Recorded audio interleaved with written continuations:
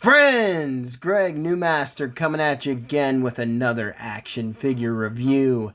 Today I have Star Wars The Vintage Collection, the best collection, ASAJJ Ventress from the Clone Wars.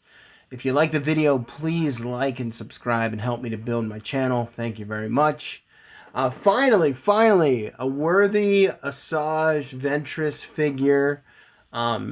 This is a very old figure I have of her. Very minimal articulation. I don't even remember what year this is from, but it is a cool looking figure.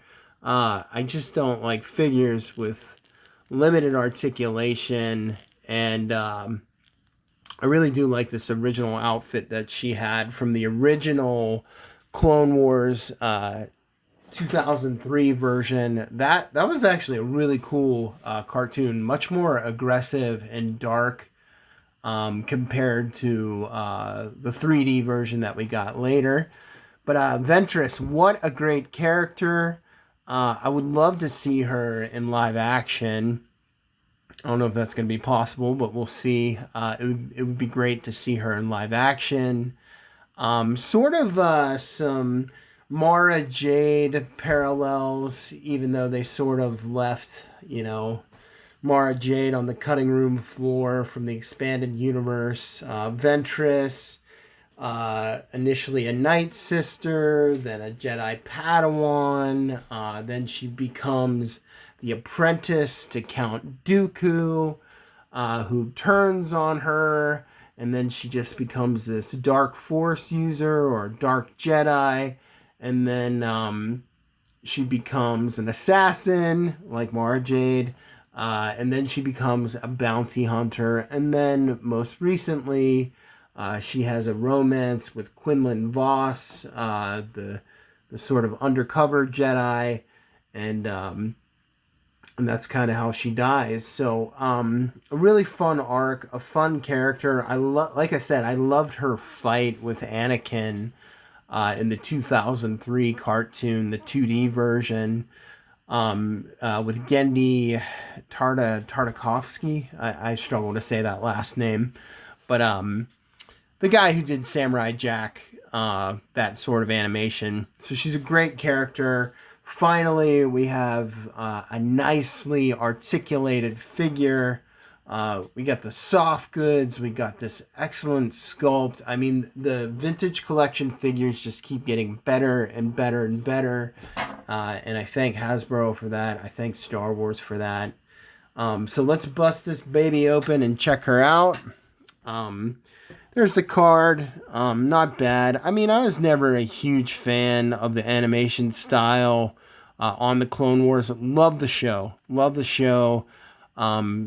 Totally fleshed out the character of Anakin Skywalker and Obi-Wan and Yoda, but specifically Anakin, making him seem way more heroic than the prequel trilogy did.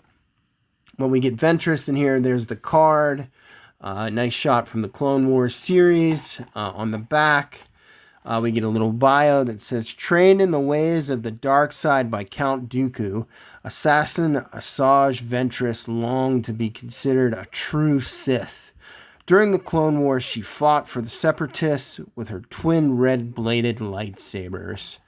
There's a little action shot on the back, and let's bust this baby open. Just looks great. I love the combination of the soft goods with the sculpt and the outfit. Her skirt, the nice, this decorative piece of cloth here, just looks great. Oh, look at the, geez, man, you can see her traps like sculpted nicely in her back there. You can see the tattoos on her head. Get that to focus there. It looks really nice. I mean, there's her face. Very impressive. I mean, just like so small. I mean, like so small, and you can see the eyeshadow and the details in the eyes and the purple lipstick. You can see the lighting's a little bit wonky to get a little better shot. There we go. But man, she just looks good. Nice sculpted torso. So let's get a look at this articulation. Her belt buckle looks really cool. There's a nice sort of metallic purple paint there. So she's on a ball joint, so we get some ab crunch. I mean, if I had these figures when I was a kid, it would have been a dream come true. I mean, it's amazing now to be an adult and to be able to collect these, but man, just like the level of detail and articulation, just incredible. Nice elbow bend. Does she have any wrist hinges? She does not, because female wrists are so small. It's hard for them to articulate and put that hinge in there without it looking wonky, but that's okay. We have rotation in the wrists. What else do we have? Did they give her the T-joints and the hips? Yes, they did. The barbell T-joints, the perfect leg joints. So they got that there. So nice movement in the legs. Knees bend 90 degrees.